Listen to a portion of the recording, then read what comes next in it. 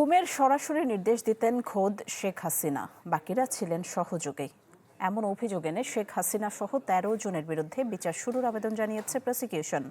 এদিন সেনা সদস্যরা গুমের মামলা থেকে অব্যাহতির আবেদন করেন। শেখ হাসিনার শাসনামলে গুমের সবচেয়ে আলোচিত ঘটনা জেআইসি সেলে নিয়ে নির্যাতন, যা আয়নাঘর নামে পরিচিত। শেখ হাসিনা পালিয়ে যাওয়ার পর উন্মুক্ত করা হয় তা।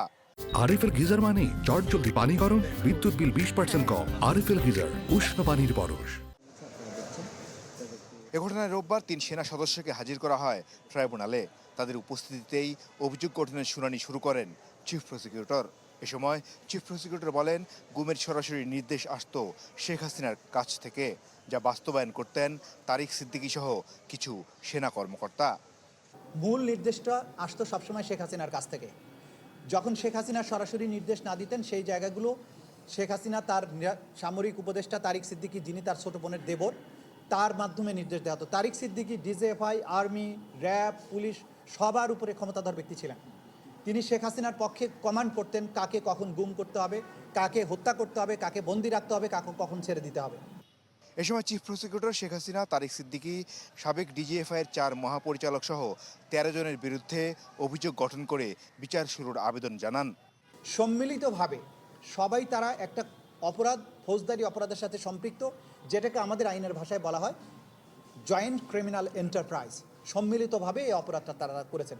সুতরাং এই মামলার ক্ষেত্রে কমন রেসপন্সিবিলিটির দায়ে এই আসামিরা অভিযুক্ত, তারা জেসিই বা জয়েন্ট ক্রিমিনাল এন্টারপ্রাইজের দায়ে তারা অভিযুক্ত।